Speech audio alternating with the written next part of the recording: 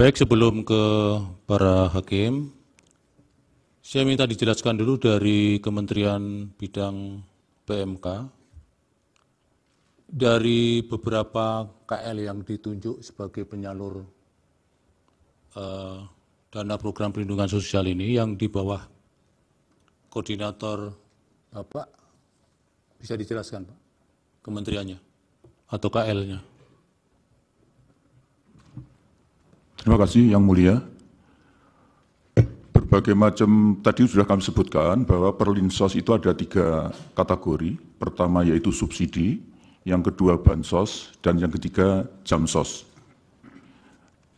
Yang menjadi domain kami itu adalah bansos dan jamsos. Jamsos itu lebih spesifik lagi yaitu pemberian bantuan iuran kepada peserta BPJS Kesehatan yang tidak mampu, yang jumlahnya sekitar 98 juta. Itu berada di dalam koordinasi kami. Kemudian semua program kegiatan yang di bawah Kemensos itu adalah juga berada dalam koordinasi kami. Karena di dalam Perpres tentang Menko PMK itu ada 7 kementerian yang mulia yang berada di bawah koordinasi langsung kami, yaitu Kementerian Sosial, Kementerian Kesehatan, Kementerian Pendidikan, Kementerian Agama, Kementerian Pemuda dan Olahraga, Kementerian Desa, dan Kementerian Pemberdayaan Perempuan, ditambah beberapa badan termasuk BNPB, BKKBN, BPJS Kesehatan, BPJS Tenaga Kerja, dan BPOM. Sehingga semua program-program yang ada di dalam kementerian itu berada di dalam koordinasi saya. Di samping itu, kalau ada bidang yang harus cross-sektoral, seperti sanitasi tadi yang sudah saya singgung Yang Mulia, itu kami harus mengkoordinasi lintas sektor dengan kementerian teknis di luar koordinasi kami. Misalnya untuk sanitasi dengan PUPR, untuk misalnya masalah yang tadi sudah, terutama PUPR, jadi masalah air bersih, air minum, kemudian juga misalnya di daerah miskin seperti di Papua yang perlu ada perpanjangan runway, misalnya kami harus berkoordinasi dengan Kementerian Perhubungan, karena tupoksinya ada Kementerian Perhubungan. Demikian Yang Mulia, terima kasih. Baik, kalau dari Kementerian Bidang Perekonomian Bapak yang... Terima kasih Pak Yang Mulia. Kementerian Perekonomian karena terlibat dalam penyusunan anggaran bersama dengan Bappenas dan Kementerian Keuangan, itu yang pertama tentu dalam penyusunan anggaran. Yang kedua tentu dalam berbagai produk bantuan yang terkait dengan subsidi. Kemudian yang ketiga tentu penyaluran daripada kementerian yang melalui Kementerian BUMN. Kemudian terkait dengan pangan, koordinasi Badan Pangan, Bulog,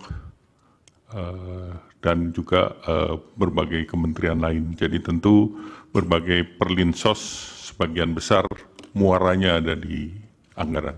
Demikian Pak Majelis Hakim, Ketua yang kami hormati. Kemudian kalau database penerima bantuan antara yang di bawah koordinator PMK dan perekonomian, apakah tidak dimungkinkan itu ada overlapping?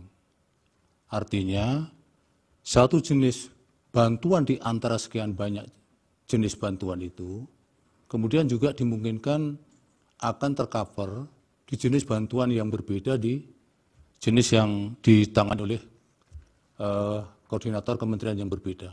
Bisa dijelaskan Pak PMK dulu? Terima kasih Yang Mulia. Jadi memang sangat dimungkinkan terjadi interoperabilitas data. Karena apa? Karena bantuan-bantuan itu ada berlevel Yang Mulia. Seperti tadi saya jelaskan, misalnya masalah kemiskinan itu kan ada 3 jenjang. Miskin ekstrim, miskin, dan hampir miskin. Nah ini nanti intervensinya berbeda Yang Mulia. Untuk miskin ekstrim itu hampir semua program itu diberikan kepada mereka untuk menaikkan tingkat garis pendapatan pengeluaran dia itu di atas kemiskinan, syukur-syukur menjadi tidak miskin. Karena itu tadi Bu Mensos juga sudah menyebut, misalnya ada untuk di tingkat miskin ekstrim itu hampir semua paket yang ada di Kemensos itu diberikan kepada miskin ekstrim, ditambah BLT desa Yang Mulia. Kemudian ditambah lagi bansos dari pemerintah daerah dan pemerintah provinsi. Itu juga boleh diberikan kepada miskin ekstrim.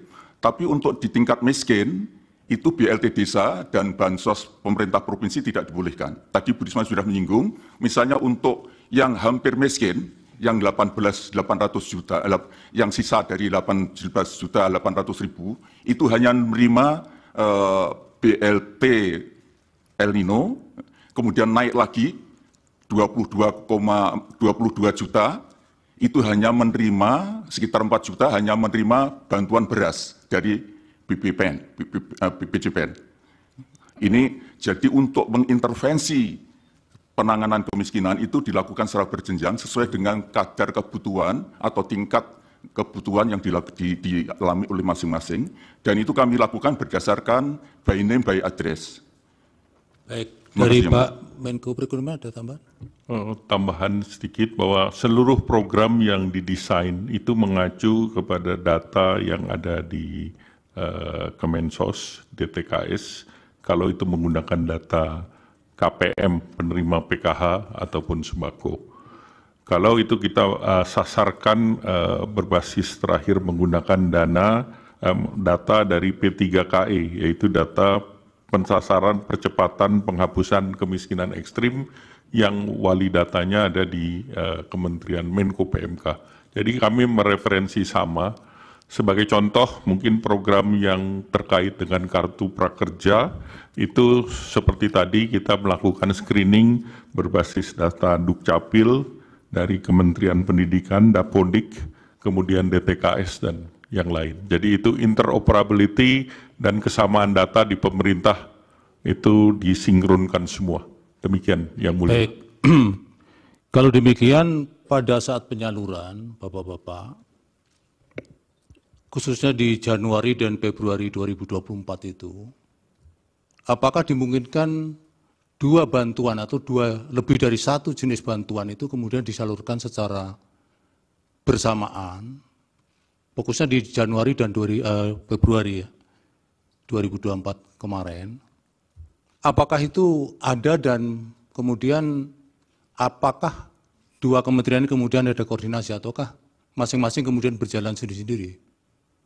Pak Muhadjir dulu mungkin. Terima kasih Yang Mulia.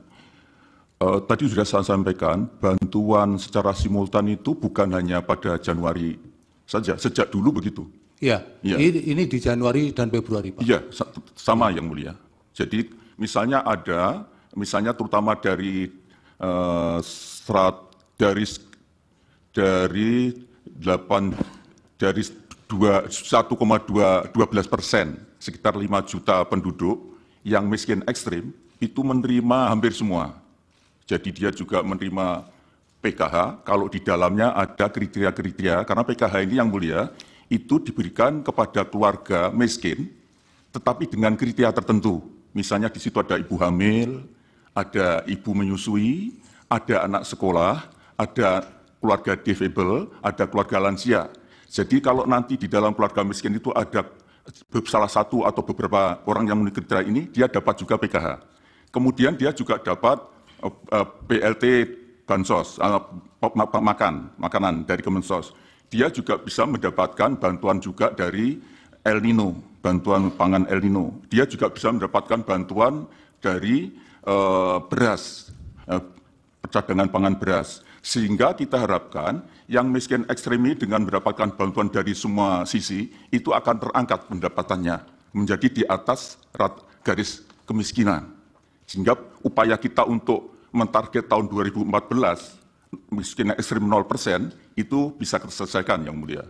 Baik, berarti itu bisa simultan ya Bapak ya? Betul Yang Mulia. Ada yang ditambahkan Pak Menko Perekonomian? Cukup jelas. Baik, saya ke Ibu Menteri Keuangan dulu. Ibu, dari anggaran El Nino tadi yang sampaikan Bu Mensos itu, kenapa kemudian mengalami penurunan? Karena untuk sektor El Nino dikeluarkan itu maksudnya apakah itu dari usulan tahun 2023 untuk realisasi 2024 memang sudah tidak dianggarkan lagi untuk Kemensos, ataukah memang itu ada kebijakan di tingkat kemudian setelah pembahasan anggaran, kemudian itu dikeluarkan Ibu? Izin Yang Mulia, untuk tahun 2023 yang bantuan El Nino ada yang dalam bentuk bantuan beras itu disalurkan oleh Bappenas, dan untuk BLT tadi yang dalam bentuk cash atau tunai itu disalurkan oleh Ibu Mensos yang tadi disampaikan. Sudah ada anggarannya, itu ada tambahan, jadi kita memberikan tambahan di tengah tahun anggaran 2023, namun sudah mendapatkan persetujuan juga dari DPR. Namun di dalam mekanisme anggaran bisa saja sumber anggaran itu ada di dalam cadangan bendahara umum negara. Dan di situ bisa digunakan pada saat negara atau ekonomi menghadapi suatu situasi di mana dibutuhkan suatu tambahan anggaran. Dan mekanisme yang dilakukan kami mengambil dari bendahara umum negara kemudian disalurkan seperti yang BLT El Nino. Untuk 2024 itu yang sudah dieksekusi dan sudah dianggarkan adalah yang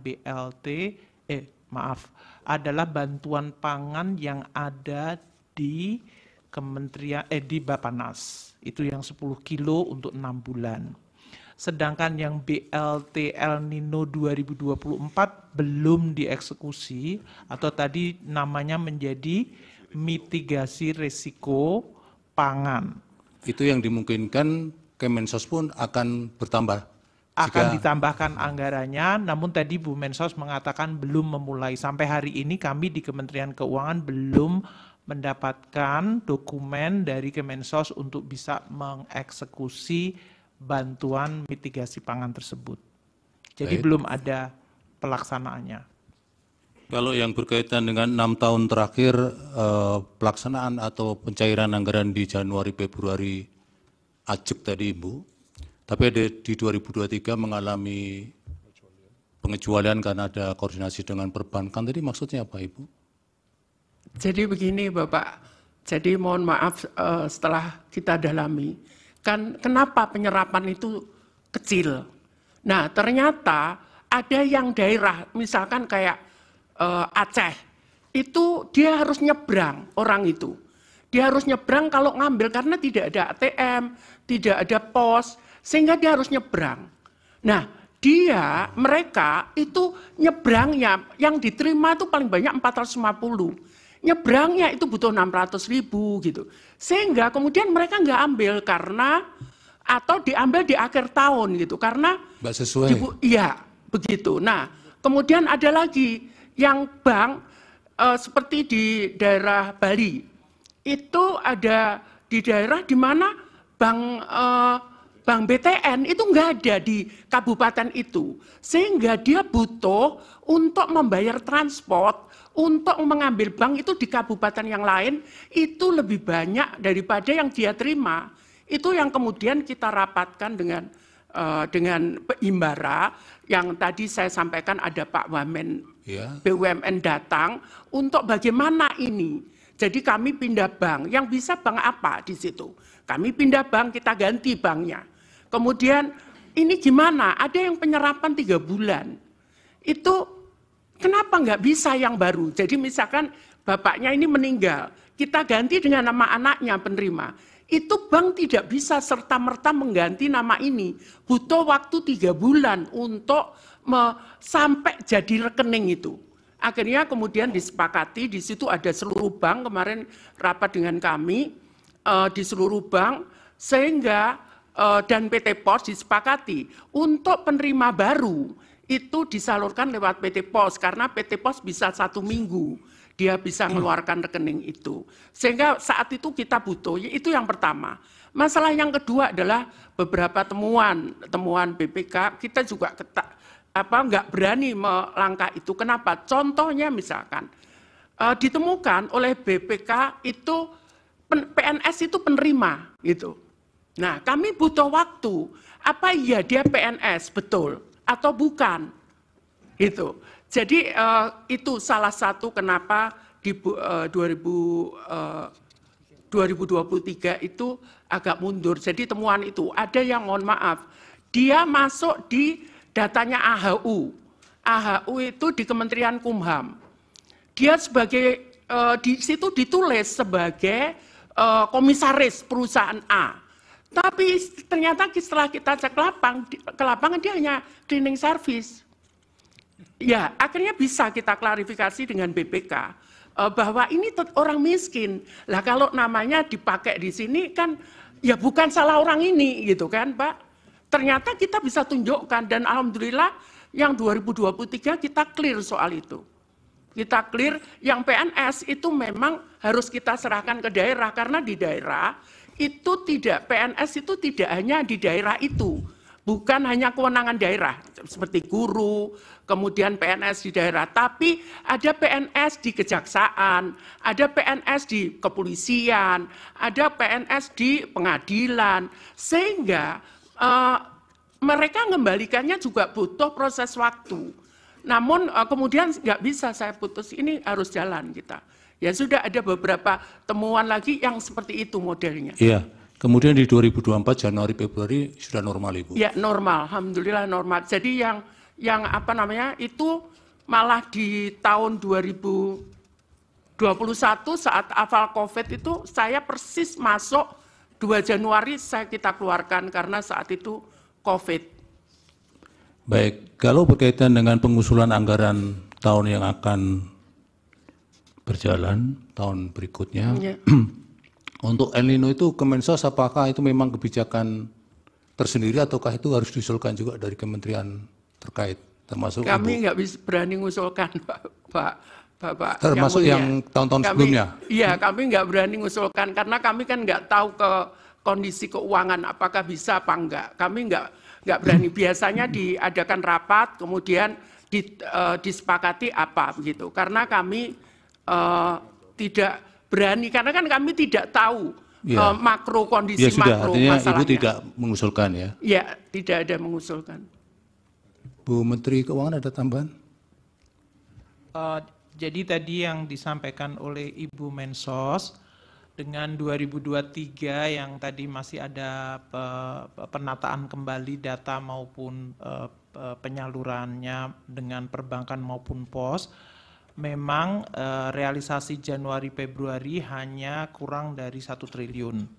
Sementara pada Januari Februari di tahun-tahun biasanya itu bansos dan dari Kemensos pencairannya itu tertinggi pada tahun 2021 yaitu 19,1 triliun dan untuk tahun 2024 itu 12,8. Jadi yang mulia Ketua Hakim, kami kemudian memang menunjukkan seolah-olah ada lonjakan dari bansos ke Mensos di tahun 2024, padahal itu karena basisnya di 2023. Mengenai bantuan El Nino itu diputuskan pada ratas atau rapat intern Bapak Presiden bersama beberapa menteri.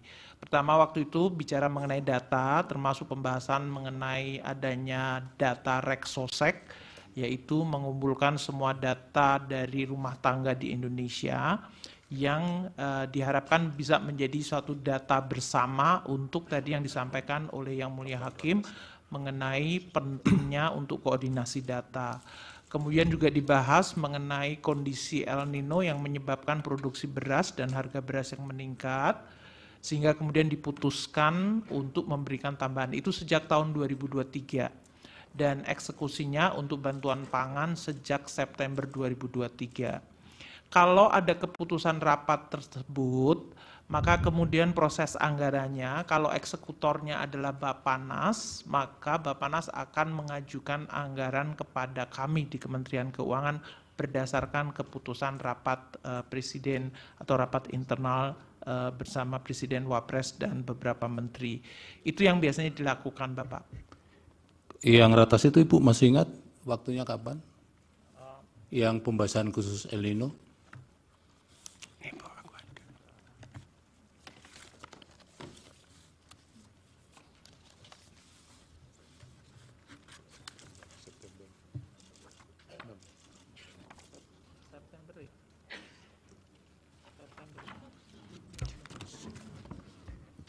Apa yang 6 November ini Ibu? Yang 6 November, ya betul. Betul ya. 6 November. Betul. Nah, apakah ketika pembahasan soal El Nino itu, khusus itu Ibu, memang masih ada penegasan bahwa mitigasi soal El Nino ini masih sudah selesai atau kan masih memang diproyeksikan sampai kapan di ratas itu, Ibu? Jadi waktu kita, ini beberapa kali rapat ya, kami biasanya mengevaluasi. Jadi waktu pembahasan biasanya kemudian diputuskan untuk memberikan bantuan. Bahkan di tahun 2023 waktu itu pun dibuat 3 bulan dulu, September, Oktober, November. Kemudian kita melihat bahwa El Nino masih berjalan, maka kemudian pada bulan November itu ditambahkan untuk sampai dengan Desember, dan karena dari BMKG dan kemudian dari BRIN menyampaikan bahwa El Nino akan maju meluncur terus di 2024, maka untuk bantuan pangan untuk El Nino itu diberikan sampai dengan 2024, 6 bulan. Untuk mengcover kemungkinan terjadinya disrupsi dari sisi panen dan ketidakpastian. Itu yang dilakukan pada saat keputusan mengenai bantuan pangan El Nino.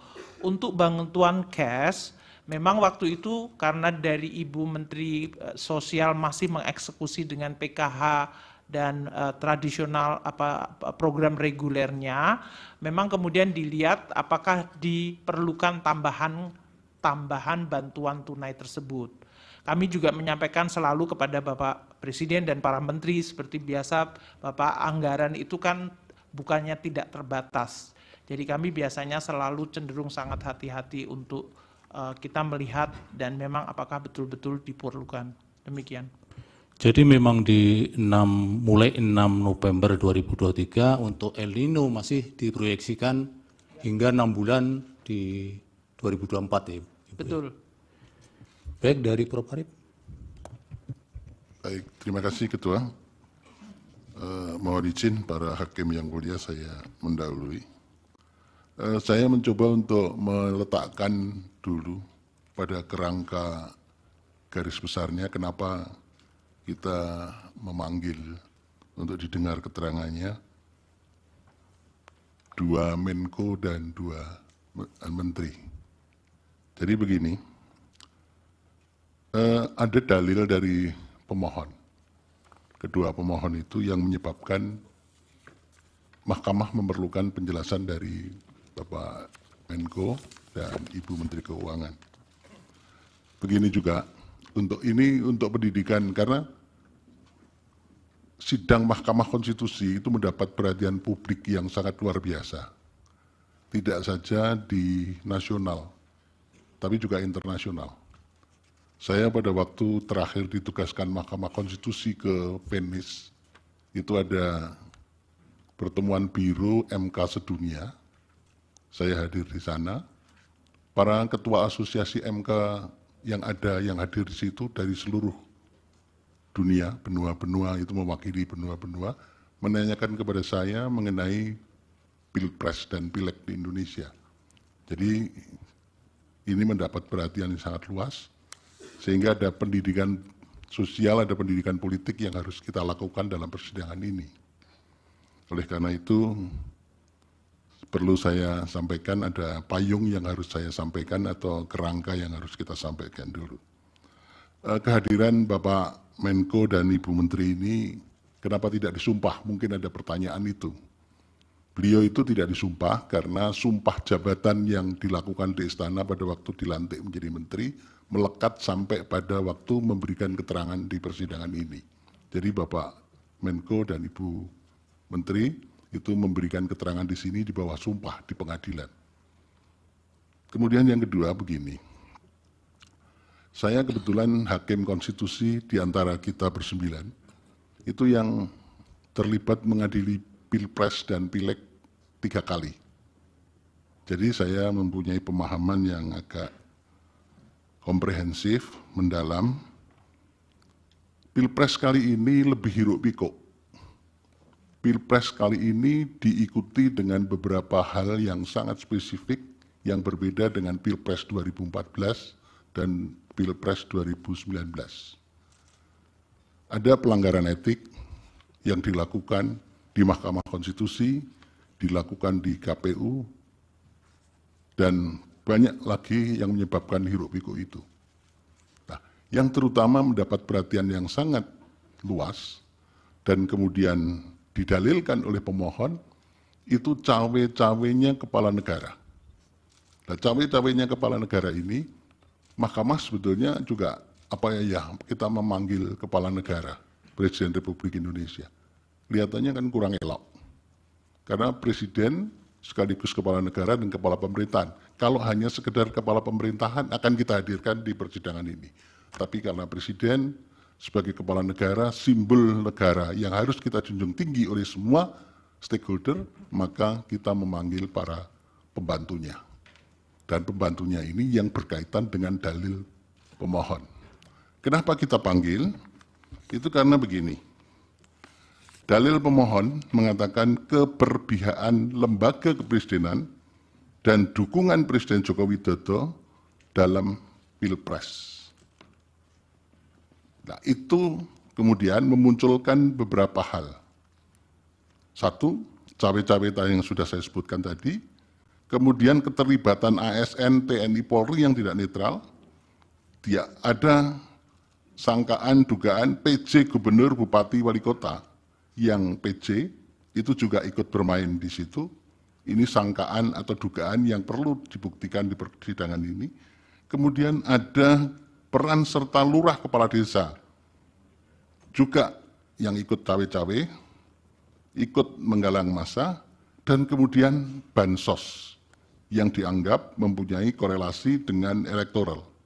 Tapi ternyata dari berbagai diskusi, bansos itu elektoral lebih berkaitan dalam persidangan ini muncul, lebih berkaitan dengan elektoral pada pileg legislatif.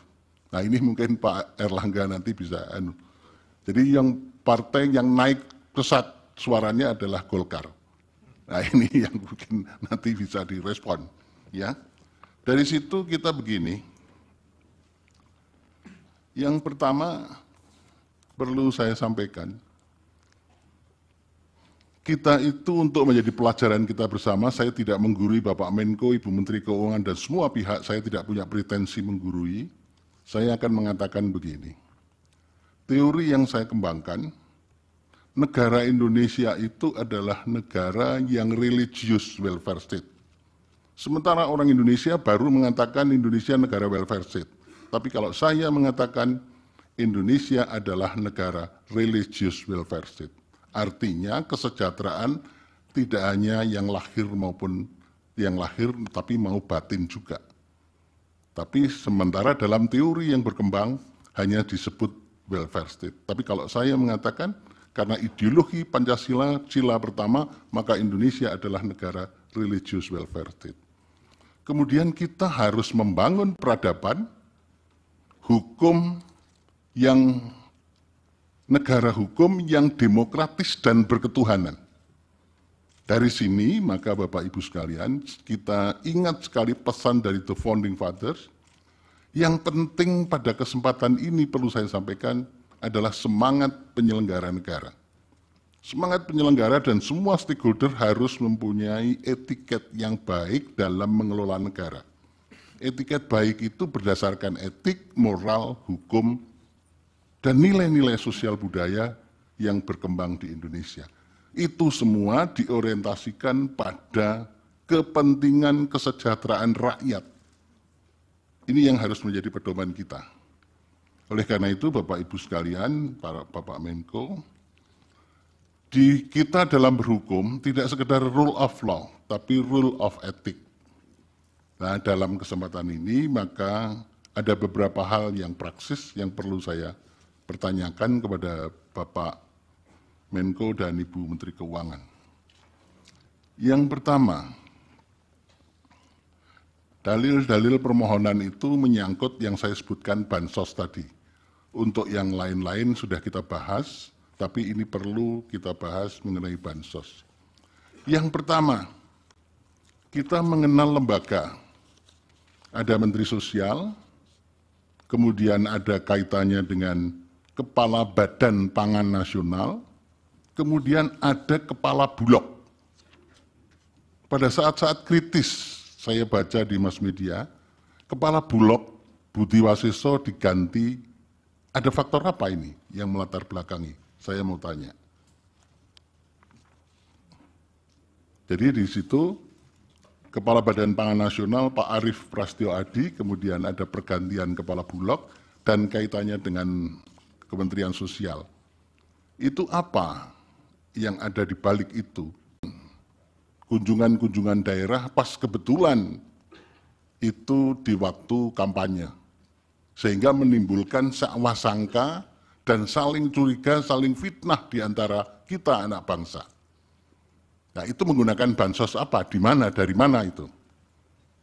Kemudian yang ketiga, saya membaca keterangannya Bapak Menko PMK.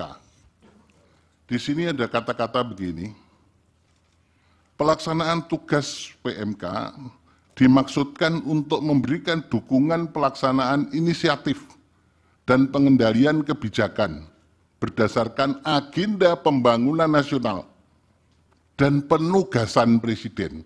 Apa sih yang dimaksud dengan penugasan Presiden? Apakah penugasan-penugasan tertentu karena Presiden juga cawe-cawe itu?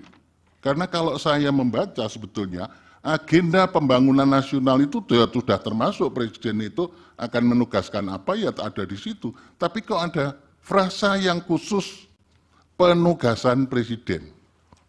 Nah, apakah di lain-lain tempat, apakah di Bapak Menko Ekonomi, Bu Menteri Keuangan atau Menteri Sosial, ada agenda pembangunan nasional dan penugasan Presiden? Ini kan seolah-olah ada frasa khusus. Presiden punya misi tertentu, visi tertentu, untuk melaksanakan apa ini biasanya dilakukan. Itu. Kemudian yang terakhir perlu saya sampaikan,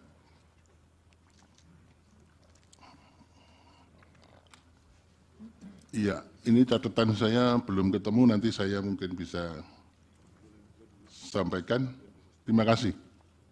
Terima kasih, kembalikan Pak Ketua. Mohon maaf Bapak Menko dan Bu Menteri Keuangan. Baik, mungkin dikumpul dulu ya, Bapak-Bapak dan Ibu. Dilanjut Yang Mulia Prof. Eni, dipersilakan. Baik, terima kasih kepada Pak Ketua. Terima kasih juga kepada Bapak-Bapak Menko dan Ibu-Ibu Menteri, karena ada 2 Bapak Menko dan 2 Ibu Menteri. Begini, saya kira ketika ada permohonan terkait dengan PHPU Pilpres ini, memang salah satu isu yang menonjol dalam dalil tersebut adalah soal bantuan sosial atau bansos. Berkenaan dengan hal ini saya memang mencoba mencari tahu. Ternyata peraturan-peraturan terkait dengan hal itu memang luar biasa ya Pak Menko ya. Artinya saya mencoba melihat dia ada pertama di Undang-Undang APBN, Undang-Undang Kesejahteraan Sosial, Undang-Undang Pekerja Sosial, SJKN, dan berbagai macam peraturan-peraturan teknisnya di situ. Kalau saya lihat di dalam Undang-Undang APBN, Undang-Undang 19/2023, itu memang ada salah satu pos yaitu belanja pemerintah pusat menurut fungsinya.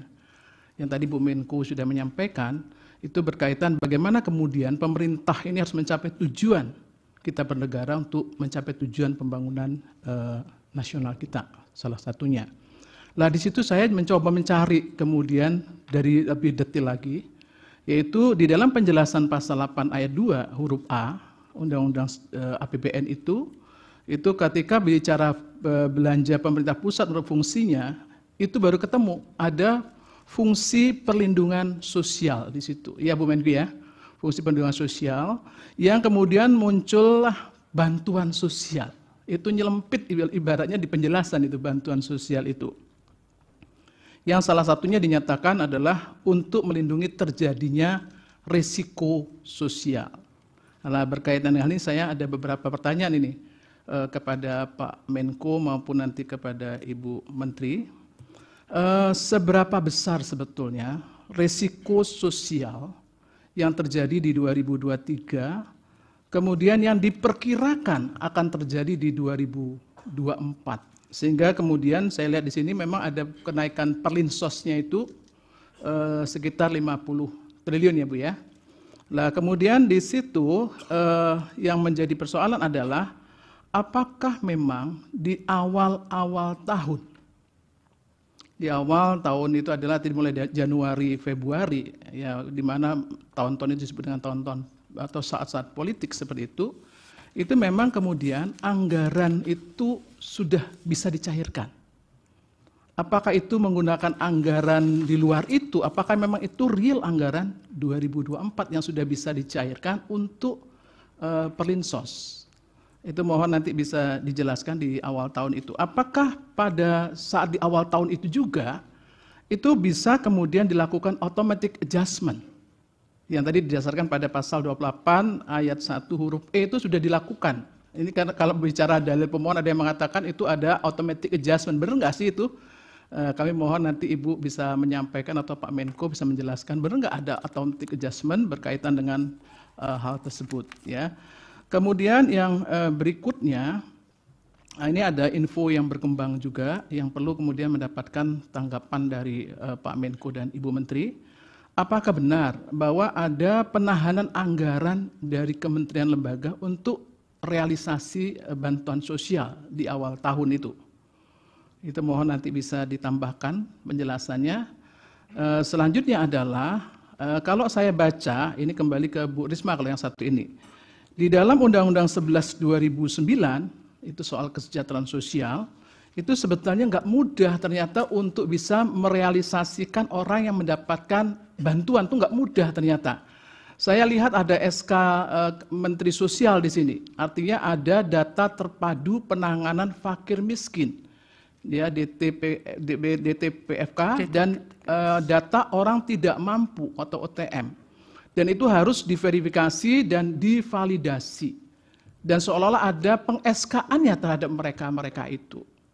Nah, pertanyaan saya adalah terkait dengan yang didalilkan pemohon, ya, itu menyampaikan bahwa begitu banyak bansos yang digelontorkan itu, apakah mereka itu termasuk yang dalam data DTPFK atau data OTM di situ, atau memang sebetulnya Pak Menko ada data yang lain yang kemudian itu bisa tervalidasi siapa yang menerima terkait dengan hal ini.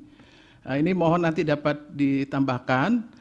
Kemudian berkenaan tadi ada beberapa bansos juga, karena begitu banyak undang-undang itu, ya bisa jadi begitu banyak juga bansos yang keluar dengan menggunakan terminologi Perlinsos itu. Nah, itu apakah itu juga di bawah koordinasinya Ibu Mensos seperti itu, ya? Itu saya mohon ada tambahan soal itu, termasuk juga soal skema perlindungan sosial, ya, dan bantuan sosial bagi pekerja sosial. Di situ juga ada bansos sebetulnya. Ya, jadi ada banyak pos bansos, salah satunya di Undang-Undang 14 2019 tentang pekerja sosial. Itu bagaimana kemudian skema bansos yang ada di situ, apakah ini juga merupakan wilayah yang berada di kewenangannya Ibu Mensos, ya. Berikutnya saya khusus kepada Pak Menko Perekonomian, Pak Erlangga. Nah, ini kalau kemudian dilihat dari data termasuk hal yang didalilkan di sini, ya, bahwa ada kenaikan harga beras, ya, kisaran pada bulan Januari Februari 2024. Ya, sehingga muncul kemudian ada yang menyampaikan, ini benar atau tidaknya mohon nanti diklarifikasi. Ini karena ada penggunaan cadangan beras pemerintah atau CBP untuk bansos sehingga menyebabkan stok beras nasional itu menjadi berkurang. Apakah memang ada isu seperti itu? Itu mohon dapat nanti diberikan penjelasan. Dan saya menegaskan kembali tadi yang disampaikan oleh Ketua, bagaimana sebetulnya pola koordinasinya melihat berbagai macam undang-undang termasuk peraturan teknisnya itu yang begitu banyak dan begitu rupa, itu bisa terkoordinasi sehingga sasarannya menjadi tepat gitu loh, sesuai dengan tujuan dari pasal 34 untuk penanganan fakir miskin dan anak terlantar. Saya mohon itu saja penjelasan dari Pak Menko maupun Ibu-Ibu Menteri. Terima kasih. Yang Mulia Pak Arsul, silakan. Terima kasih Yang Mulia Pak Ketua. Terima kasih kepada Pak Menko PMK, Pak Menko Perekonomian, Ibu Menteri Keuangan dan Ibu Menteri Sosial atas paparannya tadi. Saya ingin melakukan beberapa pendalaman untuk keperluan yang tadi telah disampaikan oleh Yang Mulia Prof. Arief Hidayat, karena memang Mahkamah harus menjawab apa yang didalilkan oleh para pemohon PHPU nomor 1 dari paslon 01 dan pemohon PHPU nomor 2 dari paslon 03. Karena itu ada sejumlah hal yang memang perlu didalami untuk menjadi pengayaan bagi Mahkamah di dalam nanti menyiapkan pertimbangan hukum yang akan menjadi dasar dari putusan Mahkamah. Yang pertama saya mohon perkenan pada Pak Menko, Pak Muhadjir. Ini saya agak grogi ini kalau ngadepi Pak Muhadjir ini, karena tenang menghanyutkan. Saya ingin memulai dari kerangka hukum tentang bansos ini. Dari kerangka peraturan teknis. Ada peraturan Menteri Keuangan nomor 254 tahun 2015 tentang belanja bantuan sosial pada kementerian negara dan lembaga yang kemudian diubah dengan PMK nomor 228 tahun 2016. Ya. Ada juga peraturan Presiden yang tadi juga disinggung oleh Ibu Menteri Sosial, Perpres nomor 63 tahun 2017 tentang penyaluran bantuan sosial non-tunai. Nah, dari kedua peraturan ini, yang tadi juga telah Pak Menko PMK, Pak Menko Perekonomian, dan Ibu Menkyu dan Bu Mensos paparkan tadi, bahwa Bansos ini merupakan program, ya, TUSI juga, tugas dan fungsi lintas kementerian dan lembaga. Nah, saya mohon penjelasan mungkin dari Pak Menko PMK atau Pak Menko Perekonomian, ya, itu agar kementerian dan lembaga mana saja yang melaksanakan program atau TUSI tugas fungsi dari baik Perlinsos atau utamanya adalah Bansos. Gitu. Karena ini agar jelas. Karena kan selama ini kan terkesan bahwa seolah-olah yang memanfaatkan Perlinsos atau Bansos ini adalah menteri-menteri yang partainya terasosiasi dengan paslon 02. Padahal sekilas saya lihat, Perlinsos atau Bansos ini kan ya juga ada di kementerian yang menteri-menterinya itu juga terasosiasi dengan paslon-paslon yang lain, baik paslon 01 maupun paslon 03. Jadi ini biar clear itu. Termasuk yang tadi disinggung oleh Bu Menteri Keuangan, ada juga program perlindungan sosial yang berupa BLT dana desa yang anggarannya diambil dari bagian TKD, ya, transfer ke daerah. Nah, itu. Yang kedua untuk Pak Muhadjir, saya membaca di Perpres nomor 63 tahun 2017 di pasal 14 itu dibentuk tim pengendali pelaksana penyaluran bansos yang anggotanya begitu banyak menteri, ya, begitu banyak menteri. Saya tidak tahu apakah menteri-menteri ini itu juga yang kementerian dan lembaganya, tidak hanya menteri dan lembaganya ini mendapatkan program atau memiliki TUSI bansos itu tadi. Ya, mohon penjelasan tentang pengendalian yang telah dilakukan. Nah, yang berikutnya ini mungkin pertanyaan untuk Bu Menteri Keuangan, karena beliau yang paling sibuk kalau sudah soal APBN, saya kira. Ya, saya ingin membandingkan Bu Menkyu, ya, antara Undang-Undang Nomor 19 Tahun 2023 tentang APBN tahun anggaran 2024 dan Undang-Undang Nomor 28 Tahun 2002 tentang APBN tahun anggaran 2023. Ini ada pertanyaan ya yang dalam sidang-sidang kemarin itu juga muncul.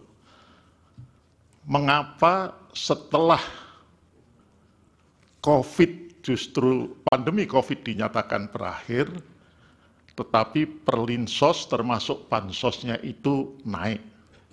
Sebagai gambaran, pada awal COVID ya, tahun 2020, anggaran perlinsos ini 498, puncak COVID 2021 468,2, kemudian ketika tahun lalu 443,4 triliun 2023, dan kemudian ini kembali naik 496. Tadi sih memang sudah dijelaskan karena faktor El Nino, tapi apakah itu hanya satu-satunya faktor?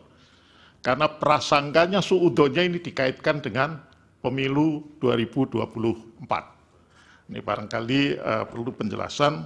Terlebih-lebih lagi, Bu Menkyu, kalau saya lihat di Undang-Undang Nomor 19 Tahun 2023, ini tidak ada pasal yang seperti ada di pasal di Undang-Undang Nomor 28 Tahun 2022, di mana kalau di Undang-Undang untuk APBN 2023 itu masih ada pasal 27, di mana pemerintah dapat menetapkan bauran ya, kebijakan melalui, maksudnya ini kebijakan perlinsot melalui skema pendanaan antara pemerintah dan juga badan usaha.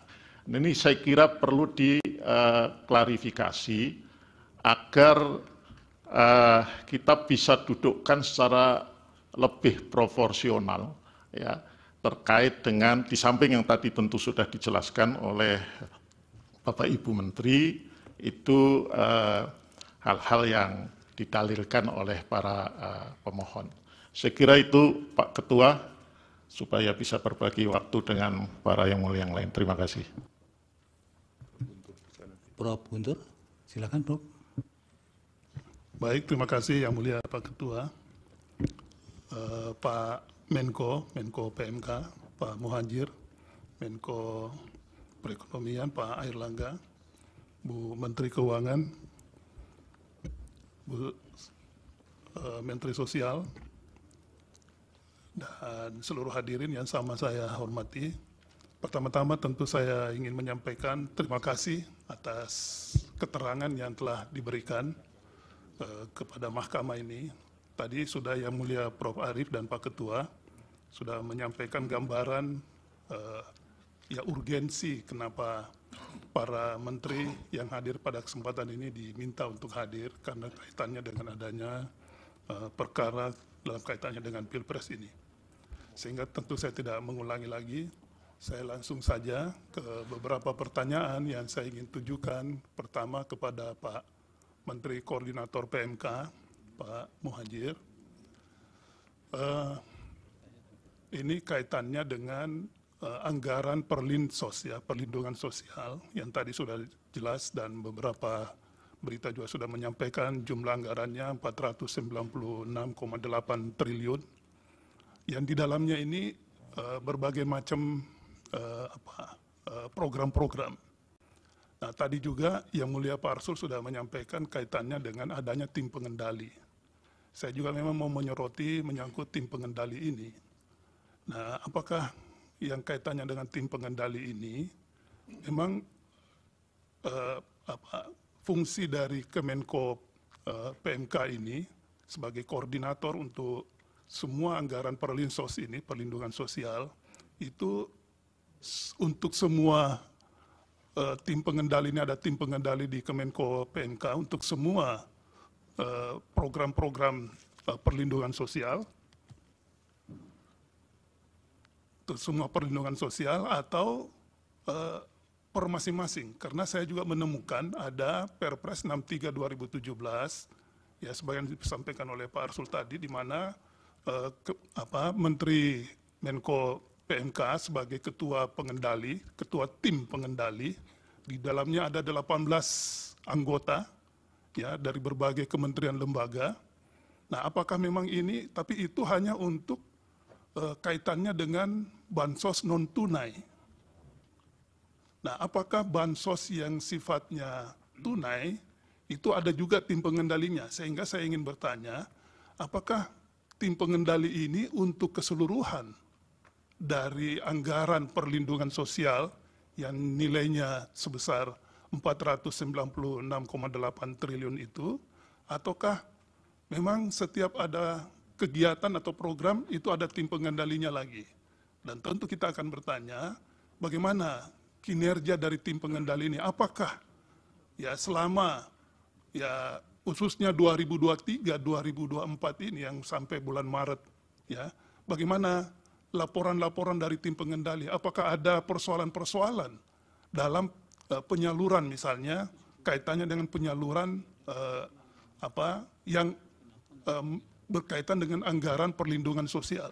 Sebab kan Kemenko PMK ini kan mengelola sebagai koordinator untuk anggaran perlindungan sosial yang 496,8 triliun itu. Nah, ini juga saya juga ingin langsung bertanya ke Bu Menteri Sosial. Nah, apakah juga di Kementerian Sosial juga itu ada tim pengendali juga untuk bansos, bantuan sosial yang menjadi penanggung jawab PA, penanggung jawab anggaran di Kementerian Sosial, Ibu Menteri Sosial. Nah, apakah juga ada pengendali dan bagaimana? Apakah selama ini ya khususnya 2023 dan 2024 ini ada enggak laporan-laporan menyangkut kaitannya dengan penyelenggaraan atau pelaksanaan dari realisasi anggaran bansos ya di Kementerian Sosial yang nilainya 78 triliun Bu ya, kurang lebih ya gitu ya, 78 triliun itu seperti apa? Ya tentu ya dikurangi dengan anggaran belanja pegawai dan sebagainya kan seperti itu. Nah, apakah juga ada seperti itu sehingga kita bisa mengetahui bahwa ya memang ada monitoring terkait dengan pelaksanaannya. Terlebih lagi Bu Menteri Sosial, saya melihat kalau tadi Ibu Menteri kan sudah menjelaskan di paparannya, coba bisa izin paparan yang terakhir sebelum terima kasih, slide terakhir ya, sebelum terima kasih, slide-nya coba bisa enggak ditunjukkan itu supaya kita bisa ini, tapi kelihatannya susah untuk dimunculkan ya. Kalau memang bisa itu saya pengen yang kaitannya bansos sembako dan PKH. Nah di situ Ibu menjelaskan bahwa dalam hal penyaluran bansos ini itu kan dilakukan melalui cash transfer ya, dan juga melalui kantor pos. Nah, cash transfer ini kan berarti dari rekening ke rekening PKM ya, penerima PMK, penerima manfaat, penerima KPM, keluarga penerima manfaat. Ya itu dia di atas itu. Nah, apakah selain dari dua sistem atau model penyaluran ini, apakah ada model lain? Ya, misalnya kalau saya tidak salah juga ada dalam bentuk pembayaran ke komunitas. Apakah memang ada yang istilahnya penyaluran bansos melalui pembayaran komunitas? Nah, ini bagaimana bentuknya nih pemberian bansos melalui pembayaran komunitas? Nah, apakah di situ juga ada unsur misalnya ketika menyerahkan, karena kalau misalnya dari cash transfer itu kan ya by name by address tadi itu kan tidak ada persoalan karena sudah daftar ini sudah tetap gitu, enggak, sehingga memang di sini tidak ada unsur media yang bisa menyampaikan kan. Beda kalau itu dalam bentuk komunitas ini menurut saya kemungkinan ada media yang bisa meliput dan sebagainya, kan seperti itu. Nah, apakah Bu Menteri ketika itu melalui bentuk lain yang selain rekening, kantor pos, juga kalau saya tadi dengar paparan Bu Menteri, itu kan juga melalui rekening juga, meskipun melalui kantor pos, kan gitu. Jadi dari rekening giro ya, kalau saya tidak salah, itu sehingga praktis kita mengatakan tidak ada tidak ada unsur-unsur yang sifatnya ada hal-hal yang bisa kaitannya dengan insentif elektoral ya. Kalau kita mau mengatakan karena ini langsung rekening ke rekening KPM itu. Tetapi kalau untuk yang komunitas ini bagaimana bentuknya, Bu? Kami perlu mendengar. Apakah di situ Ibu juga mengundang misalnya, ya misalnya anggota legislatif, ya? Sebab kemarin di sini kita dengar dalam persidangan itu ada anggota legislatif yang menyatakan bahwa kami ikut terlibat dalam hal penerimaan itu, diundang oleh Menteri Sosial. Nah ini bentuknya bagaimana? Nah, ini kami perlu mohon penjelasan menyangkut ini Bu Menteri Sosial ya, Bu Tri Sri Maharini. Kemudian saya ke Bu Menteri Keuangan ya. Sebetulnya saya Bu Menteri Keuangan, Bu Menteri ini saya sudah menyiapkan 12 pertanyaan sebetulnya untuk mendalami Ibu, tapi karena waktu juga yang sangat terbatas dan yang terpenting Ibu Menteri sudah dalam paparannya menjelaskan semua hal sehingga tersisa tinggal 2 ini yang saya ingin tanyakan ke Bu Menteri Keuangan. Yang pertama yang kaitannya dengan tadi, dalam kaitannya dengan automatic adjustment ini, ya penyesuaian secara otomatis ini. Nah, apakah penyesuaian otomatis ini sama atau beda dengan refocusing itu? Kalau saya tidak salah, refocusing itu adalah di mana pemerintah itu ingin mengkhususkan pada program-program tertentu. Sehingga kepada KL diminta untuk dilakukan penghematan ya dalam bentuk dilakukan refocusing itu. Kemudian nanti ya, selanjutnya dari refocusing itu akan ada yang namanya penyesuaian anggaran dalam bentuk automatic adjustment yang dilakukan oleh Kementerian Keuangan. Nah, pertanyaan saya di sini adalah yang dilakukan oleh Menteri Keuangan terlebih dahulu, apakah automatic adjustment-nya dulu dilakukan penyesuaian anggaran dulu, di mana dalam bentuk pemblokiran anggaran kementerian lembaga, tapi tidak untuk dipindahkan anggarannya, tetapi tetap di KL-nya. Ya. Kemudian dari anggaran itu akan dilihat, kemudian untuk mengarahkan pada refocusing pada program-program yang ingin dicapai oleh pemerintah. Ataukah memang refocusing dulu, kemudian nanti setelah refocus diketahui yang mana ingin dijadikan target anggaran itu, kemudian dilakukanlah ya kepada kementerian lembaga diminta untuk ya menyimpan ya dalam bentuk pemblokiran anggaran yang sifatnya nanti bisa saja nanti dibuka blokirnya, atau kalau memang dibutuhkan anggaran itu akan ya sebagaimana Bu Menteri sampaikan tadi dalam rangka untuk fleksibilitas dalam menghadapi isu-isu global atau ketidakpastian perekonomian negara kita dan internasional. Saya kira itu gimana sih sebetulnya melihat dari antara refocusing itu dengan automatic adjustment tadi. Kemudian yang kedua yang tersisa dari Bu Menteri Keuangan yang saya ingin tanyakan, nah terkait dengan usulan pagu anggaran, ya usulan pagu, tentu kan semua ini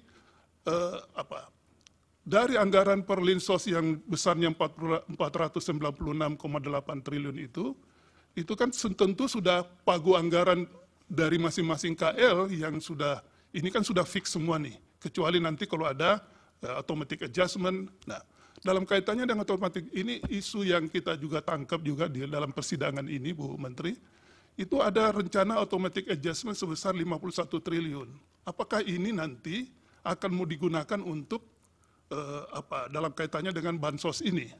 Jadi apakah memang ini mau diarahkan ke sana? Dan apakah anggaran Kementerian Sosial juga ini akan mengalami yang namanya juga automatic adjustment dalam kerangka refocusing anggaran tadi?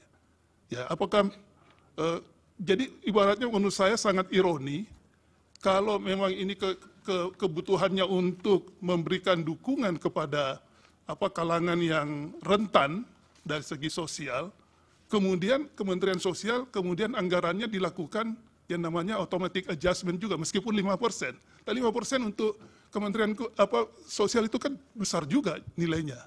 Nah, oleh karena itu apakah ini juga untuk Kementerian Sosial akan dilakukan juga semacam automatic adjustment dalam kaitannya dengan anggaran bantuan sosial di Kementerian Sosial itu? Atau memang tidak dilakukan automatic adjustment khusus untuk Kementerian Sosial dan mungkin juga untuk kementerian-kementerian atau lembaga lain? Mungkin itu butuh penjelasan sedikit menyangkut hal tersebut. Kemudian untuk Pak Menko Perekonomian, ya saya ingin sedikit tadi kaitannya dengan yang Pak Menko Perekonomian sampaikan menyangkut adanya pelaksanaan yang kaitannya dengan rapel 4 bulan. Ini juga menjadi isu juga yang perlu kita ketahui, dalami. Rapel 4 bulan ini untuk BLT BBM contohnya yang 150.000, itu pertimbangannya apa ya? Mungkin Pak Menko.